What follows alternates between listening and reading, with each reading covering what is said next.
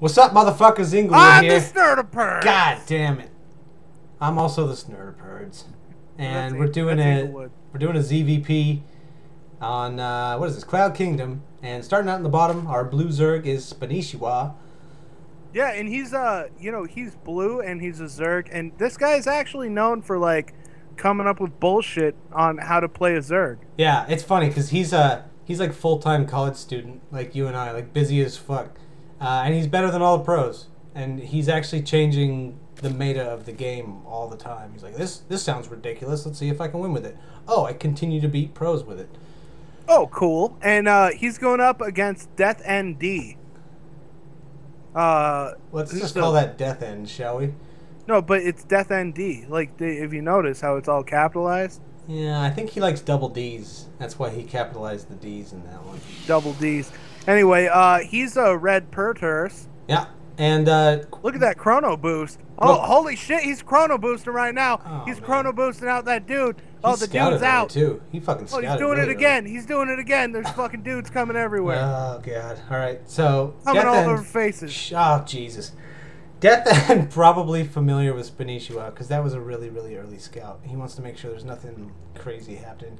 Yeah, because he wants to make sure that shit ain't cray. Yeah. Well. Yeah. Because that shit not supposed to be cray. But Spanishiwa's like the guy Lower who. the timer. He's the guy who. Fucking amateur. It's covered. It's covered with a fucking KILLINGeSPORTS logo. No one can see it. It's all right. But yeah, Spanishiwa. One of the things I was telling you, he kind of pioneered like the lots and lots of queens thing. But another thing that he was doing for a long time was proxy hatchery. Like not even putting it on a mineral line, just chucking down a hatchery in your base and then producing units out of it and shitting on you with them. Oh, that sounds actually like. Would he put a queen next to it so he could inject on it? Yeah. Well, of course, because queens are really good defense units too. So he'd be churning them out, producing larvae from it, rallying his other hatcheries to it, and just kind of like, oh, and also filling your base with creep so you can't build on it, which is really annoying for a non-Zerg. How does Spanishiwa do all of this? By being like 8 years old and better at this game than you and I. Oh, okay. Okay. So DeathEnD forged down at the front of his kind of pseudo wall. I'm not sure if this is even a gap. Yeah, that's a gap right here. So he's got a funny kind of a wall coming up right now. Forges down, so he'll be able to chuck down cannons. Oh, he's already chucked down a cannon. So cannon number 1 is up. That is basically Ling protection. Unless there's a ton of them, Lings will not be able to run by this cannon without dying to it. So he's pretty safe to take his second base, which has happened. And who's going to take it first? It looks like they actually kind of took him at the same time, which, as we know, is no good for the Zerg, because you don't want to be behind a base. But he's no longer. Spanishiwa, third base chucked down, and everything's looking pretty much like a macro game is forming up here. Yeah, so, the fast expand for the Protoss has been popular for a little while now. Yep. Now, this is generally used to fight back against a Zerg opponent because they like to fast expand. They might have 2 bases, they might have 3 bases. They just always want to be a base up. And you don't want to be solo base against a 2-base Zerg. So you will always go fast expand on your Protoss. Yeah. 3 bases on your Zerg.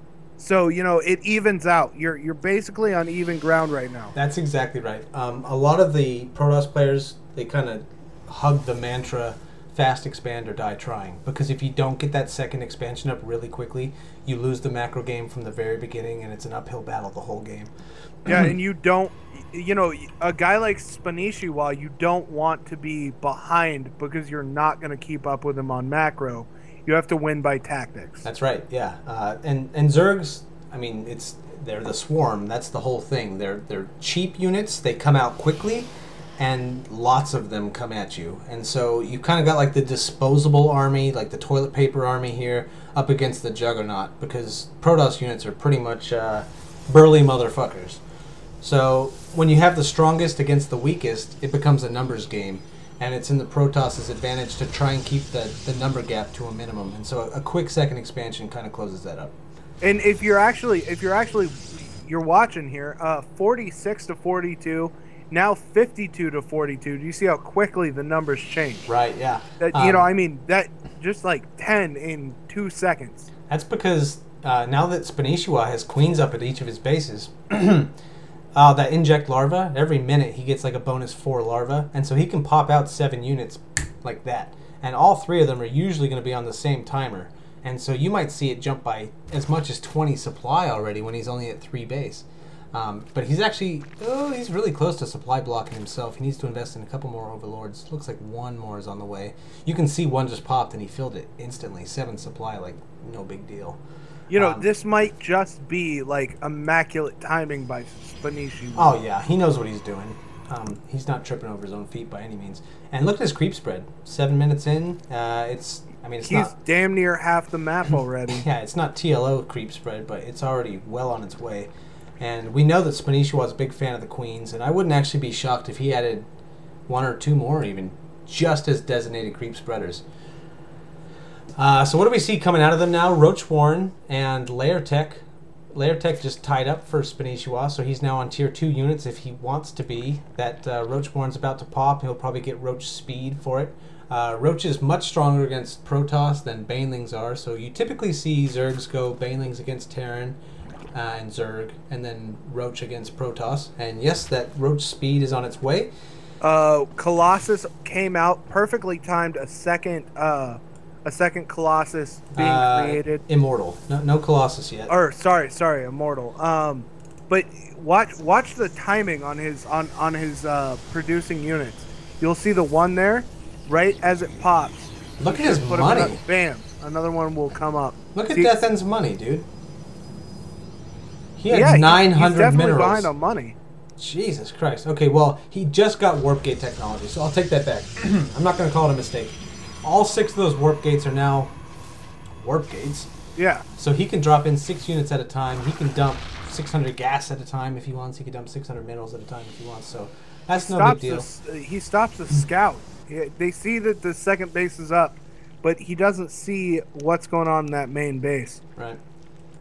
He is poking around. He sees all these roaches down here. DeathEnd, that is, sees all the roaches from Spanishiwa. Spanishiwa being a little bit clever here. He's like doing the crypt sheet shit. He's doing the shit crypt sheet with this overlord, which is just going to prevent a 3rd base from coming down from DeathEnd until that overlord is killed. So he's keeping his opponent on 2 base right now, and he's actually keeping eyeballs on the other bases so that nothing sneaky happens. So really good map awareness from the Zerg. He's got a big numbers advantage, 44 supply ahead, but it is time for him to do something about it, because if you just sit back and you let the Protoss get up to 200 supply, their 200 supply is going to beat your 200 supply every single time. Every time. Yep. I mean, even in impeccable macro. Yeah. Doesn't mean anything. Right, it doesn't matter at all. It's just your units are so much flimsier than your opponents. You can't afford to do that. So now that he's up at 184 against his opponent's 115, what are we at? 11 minutes. It's a little bit late. He's at +1 damage for his missile attacks. His lings are at 0-0. So actually not a lot of upgrades coming out of Spanishiwa at all. Just tons of units. And we can see another 14 lings are on the way. He's actually going to max out at 200 and then push in. 28 lings now. This is a very this usually isn't done. Usually you want pressure on earlier, but Spanishiwa is known for doing things different. Like he's taking his opponent off guard right now. Yeah. By teaching his opponent like everything's fine. It's just an economy game. I'm just trying to spread. Right. And then now he's coming into attack. And he's really good force field here, and he's doing a really good job. A little force field comes down, splits his army. He got most of his army out on the outside. Very nominal numbers get destroyed. 30 supply lost for Spanishiwa during that, and he really didn't accomplish a whole lot other than chip away at the wall here. And you kind of accidentally called it properly. That was a Colossus transition from DeathEnd, and he had that Colossi up. He chucked down a lot of energy worth of force fields, but he trapped in 30 supply worth of roaches and just kind of melted them down real quick. So despite only being on 2 base to his opponent's, 4? His units are showing their strength right now in engagements like that. If you look at the map, though, I would say that blue ball there in the center is way too big. In open ground, DeathEnd is not going to be able to stand against this army unless he unless he fucking sacrifices a lot of units.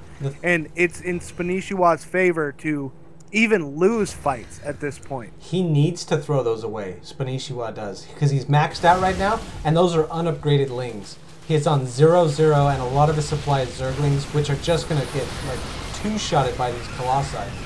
And actually, really great force fields again. It keeps those lings from getting the surround that they're trying to do. It keeps roaches dancing around and not doing damage. But yeah, actually, that was a winning engagement for DeathEnD. So once more, he pushes back Spanishiwa. No, but is this a win, or is this Spanishiwa purposely doing everything he can to get rid of his useless troops? I was under the impression that he was trying to get rid of Zerglings, but then he replaced those lost Zerglings with more Zerglings. So I know he wasn't trying to just chuck them away to free up supply. He got 6 more roaches coming out. This is not usually what we see out of Spanishiwa at all. 1 base down, 2 base down.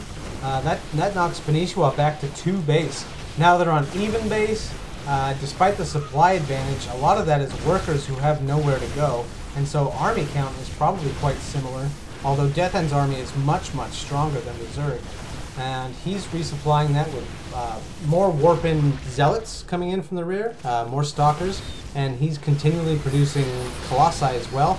Great force fields once again. Look at all those roaches. They can't do a fucking thing. They have to stand up there and dance. Perfect fucking force field. Lots and lots of Corruptors coming in from Spanishiwa trying to counter those Colossi, and they do knock them down, but not before falling down themselves. And so even though it's ground army versus ground army now, this is a much smaller force from Spanishiwa, and he's going to, without those 2 extra bases, he's going to have a hard time. Oh, well, he had the hardest time. He quit. Yeah, that was actually really nicely done by DeathEnD. I thought Spanishiwa had a solid thing going. You can see his creep highway was like all the way to his enemy's 3rd base location. But it wasn't enough. Just the Lings against Colossi is about the worst matchup in the game, and it didn't pay off for him. Yep. So we've been killing esports, and I'm the Snurter with telling terrible, horrible, bad fucking casting Inglewood. Fuck